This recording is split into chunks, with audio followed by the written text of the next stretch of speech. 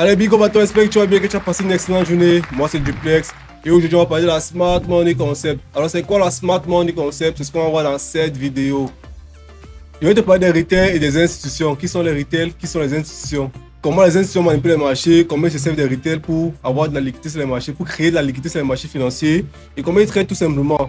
Et de l'autre côté, je vais te parler des retail qui sont juste les victimes du marché. Comment ils traitent aussi, et de l'autre côté. Reste scotché à la fin de cette vidéo. Pourquoi? Parce que celui-ci va résumer le contenu de cette chaîne et aussi l'idée principale selon laquelle les marchés financiers sont manipulés. Et je ne viens pas ici te donner une stratégie miracle. Tu es déjà en étant que tu vas être rentable en 2 semaines, c'est faux. Comme tu vois sur la plateforme, non, c'est impossible. Tu ne peux pas avoir été rentable en 2 semaines. Je viens ici te donner une vision des marchés financiers.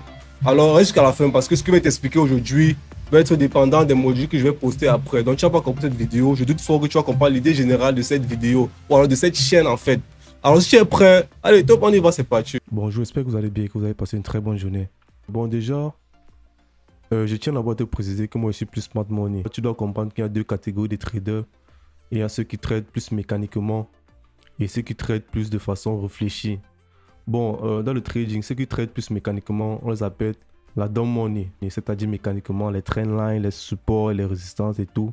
Et d'un autre côté, tu as une partie qui trade de façon intelligente, c'est-à-dire la smart money, ceux qui traitent plus smart.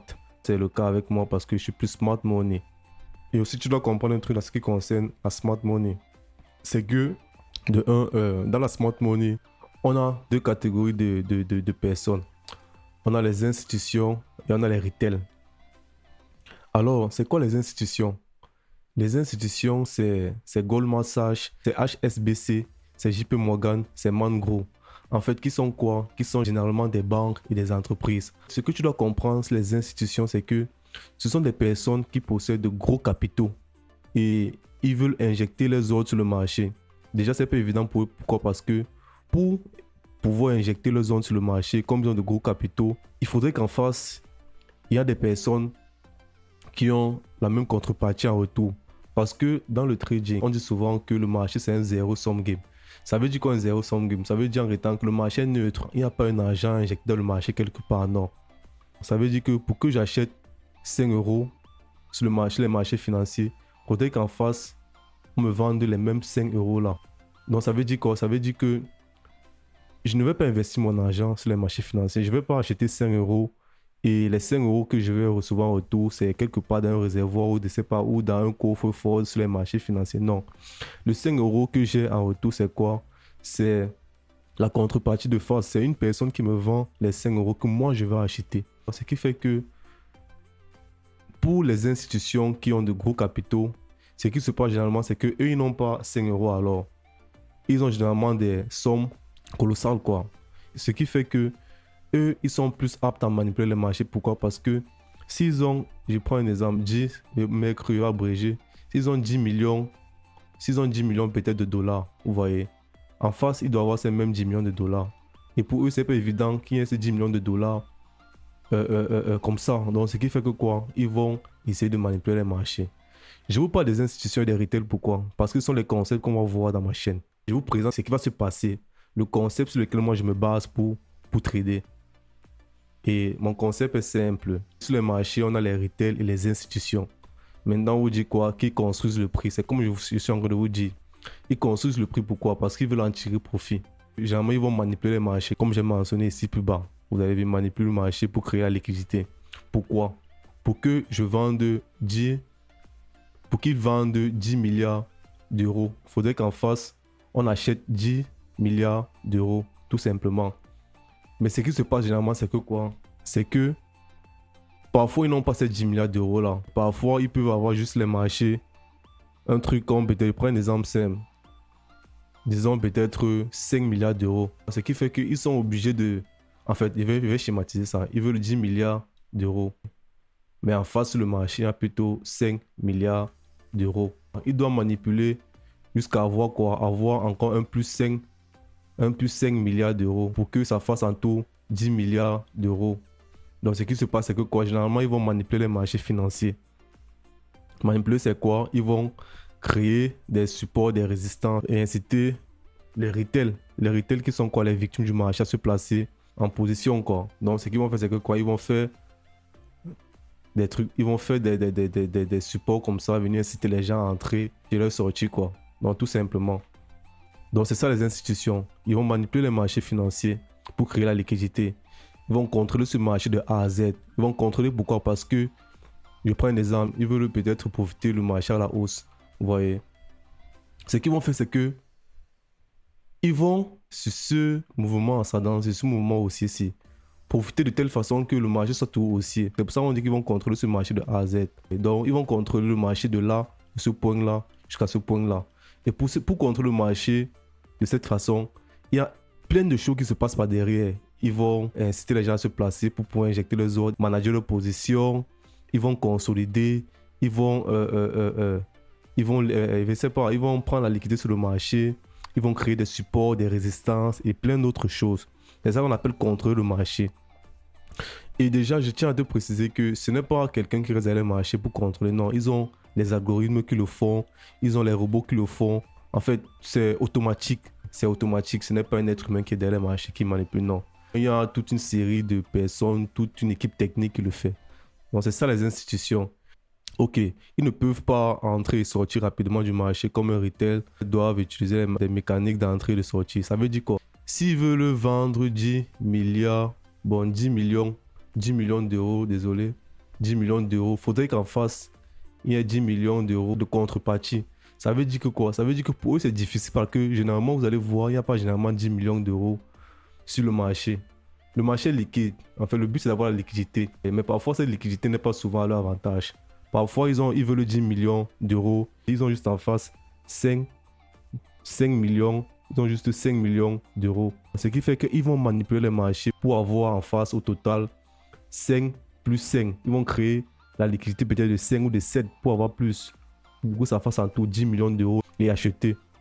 Parce que pour exécuter les ordres, c'est juste en un clic. Ils vont passer un ordre sur les marchés financiers qui veulent acheter, je ne sais pas, ou vendre 10 millions d'euros. Et en face, il faudrait qu'il y ait 10 millions d'euros pour que les ordres s'exécutent sur le marché. Donc, c'est pour ça qu'eux, ils ne peuvent pas entrer comme les retail. Ils ne peuvent pas entrer facilement et ressortir. Il faudrait d'abord qu'ils manipulent. Ils font des manipulations pour inciter les gens. Ils vont faire quoi? Désolé, je vais effacer ça. Je vais faire un autre schéma là, ici. Ils vont faire ceci. Ils vont faire des figures comme celui-ci. Les retail vont venir faire ceci. Ils vont tracer des trendlines. Ils vont faire des trendlines là. Les retail vont se placer à ce niveau, à ce trait-ci là. Quand ils vont venir sortir les retail du marché avant d'injecter leurs ordres. Donc ils vont manipuler le marché, ils vont faire ces petits trucs là. Ou alors ils vont faire des supports, des résistances. Ils vont faire là comme ça. Ils vont faire un range là. Comme ceux qui traitent la DOM Money, qui traitent de façon mécanique, l'appellent souvent, ils vont faire un range là. Les retail vont venir placer leur support là, ici comme ça. Et qu'est-ce qu'il va faire? Les retail vont venir se placer à ce niveau-ci. Bon, ça, je vous explique d'abord. Dans les vidéos précédentes, ne vous inquiétez pas, je vous expliquer comment ça se passe, comment on prend un ordre et tout. Je suis juste en train de vous expliquer de façon globale ce qui se passe derrière les marchés financiers. Mais dans les prochaines vidéos, je vais entrer en détail. Donc, les retail vont se placer là, comme ça. Qu'est-ce qu'il va faire? Il va venir à ce niveau. Il va sortir. Les retail, ils vont venir toucher le stop pour savoir de remonter. Donc, à ce niveau-ci, il aura eu combien? Il aura eu 5 milliards d'euros qu'il aura pris comme liquidité avant d'injecter ses ordres, avant d'activer son ordre sur le marché. Comme les retail activent leurs ordres sur MetaTrader. Ça aussi, je vais vous montrer comment activer un ordre sur MetaTrader. Ne vous inquiétez pas. Bon, eux, avant d'activer leurs ordres dans leur booker, il faudrait qu'en face, ils aient 5 milliards d'euros en plus. Donc, c'est ça qu'ils vont venir manipuler à ce niveau-ci là. Comme je vous ai montré là. Donc, ils vont avoir la liquidité ici. Donc, ça, c'est la liquidité qu'ils vont venir chercher. Donc, supposons qu'ici, ils ont 5 milliards d'euros qu'ils ont pris comme liquidité. Ce qui fait qu'ils vont pouvoir acheter par la suite. Donc, c'est pour ça qu'on va te dire que qu'est-ce qu'ils font. C'est pour ça qu'on te dit en temps que les marchés, eux, les institutions autant pour moi, eux, ce qu'ils veulent, c'est quoi? C'est manipuler. En fait, ce qu'ils font, c'est quoi? C'est qu'ils vont manipuler les marchés financiers. Parce qu'eux, ils ne peuvent pas entrer comme les retail. Ils ne peuvent pas entrer et sortir comme les retail. Pourquoi? Parce que pour les retail, tu vois, ici, on dit que les retail peuvent entrer et sortir de position librement. Parce que pour les retail, eux, ils n'ont pas de gros capitaux. Généralement, vous allez voir d'autres, peut-être, ils vont exécuter son ordre peut-être avec 5 $. Avec 5, bon disons même 5 euros. Peut-être moi comme ça là, je vais entrer peut-être en position avec 5 euros. Il va acheter peut-être 5 euros. Pour moi, ça va être facile d'avoir 5 euros en contrepartie. C'est facile pour moi d'entrer dans le marché sans avoir de problème. Donc je peux entrer, sortir. Contrairement aux retail, contrairement aux institutions qui eux ont de gros capitaux, qui ne peuvent pas entrer et sortir du marché en fait simplement. Parce que moi aussi je suis un retail d'une façon ou d'une autre. Même c'est vrai, je comprends comment les marchés fonctionnent. Les institutions se servent tout de ce que je comprends pour pouvoir profiter sur moi. En fait, ils ont toute une schématique pour nous faire sortir du marché, ne vous inquiétez pas. Mais les retail ici, là, c'est quoi? Les retail, ce sont les victimes du marché. Donc, c'est eux qui sont victimes. C'est eux qui sont victimes des manipulations. On va manipuler là, comme je vous ai dit, on va faire un range là, comme ça là. Ils vont venir tracer là des supports. Ils vont se placer ici. Ils vont faire un truc là comme ça. Ils vont mettre le stop loss à ce niveau. Ils vont entrer ici là, sur ce point-ci. Qu'est-ce qu'on va faire? On va venir le sortir tout simplement là comme ça. Avant que les retail les institutions, autant pour moi, vont injecter leur position.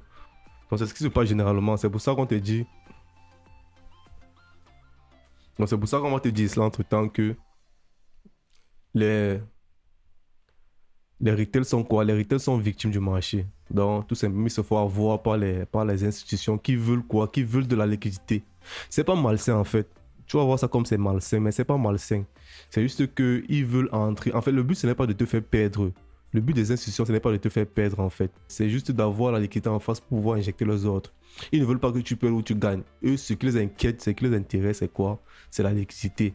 Vous allez voir généralement dans d'autres concepts, on les appelle les baleines, les grosses baleines. Et donc, ce sont les noms qui varient. Mais dans la smart money, on les appelle les institutions. Les retail, c'est qui? Les retail sont les particuliers et les hedge funds. Les particuliers, c'est qui? Les particuliers, sont des gens comme moi qui restent à la maison, qui traînent normalement, qui n'ont pas une grande expérience sur les marchés financiers, contrairement aux institutions qui ont une énorme expérience sur les marchés financiers, qui sont instruits, qui ont, je dirais ça comment, qui ont des informations que nous, on ne peut pas avoir facilement. Vous voyez, contrairement à eux. Donc, c'est ça les particuliers. Et les hedge funds aussi, si vous voulez. Donc, c'est ça la différence entre les retail et les institutions. Les concepts utilisés par les institutions, il y a la liquidité. Je vous ai dit quoi? Je vous ai dit que la liquidité, c'est quoi? C'est le fait que les institutions vont manipuler les marchés, ils vont faire des sublines comme ça, ou alors ils vont faire des trendlines là. Et la demande va venir se placer sur le trait, et après on va venir le sortir, après ils vont injecter leurs ordres. Ou alors ils vont faire un range là, ici comme ça, ils vont faire un range comme ça, et les particules vont venir se placer sur le support, si on va venir le sortir après, tout comme je vous explique en bas. Donc c'est un peu ça.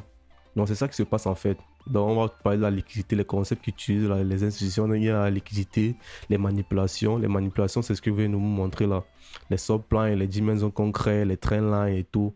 Et les manipulations là, je tiens encore à vous préciser, ce n'est pas un être humain qui est derrière en train de manipuler les machines. Non, ce sont les robots qui font des investissements à court terme. Vous voyez, donc c'est programmé. Ce n'est pas quelqu'un qui est là derrière les machines, non, qui fait, non. Il y a les robots qui le font.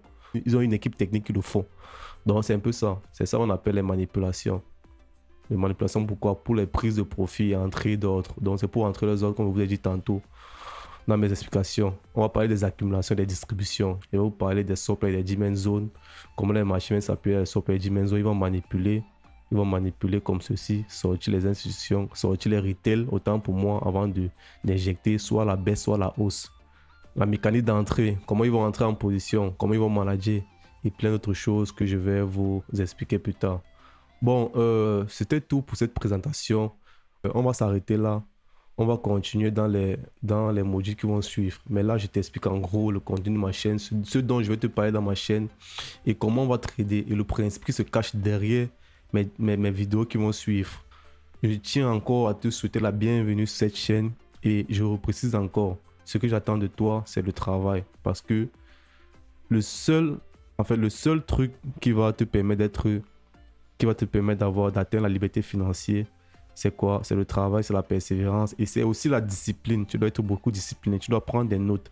Et je te conseille d'avoir un petit book, un petit cahier chez toi que tu peux noter tes différentes questions, tes différentes préoccupations. À chaque fois que tu fais un truc, en fait, tu dois prendre ça au sérieux. Le trading, tu dois voir ça comme un métier, contrairement à ce qu'on a pu te faire croire. C'est pour ça que j'ai créé cette chaîne-ci, pour t'aider dans ton avancée dans le trading en tant que trader débutant et pour te faciliter la tâche, pour que tu ne puisses pas faire les erreurs que moi j'ai eu à faire. Donc c'est tout pour cette vidéo. Dans les prochaines vidéos, je vais te parler des structures du marché et comment les marchés évoluent dans le prochain module de ma formation. Bon, sur ce, on se dit à très bientôt pour notre vidéo qui va suivre. Ok, tu passes une très bonne journée et que Dieu veille sur toi. Allez, ciao.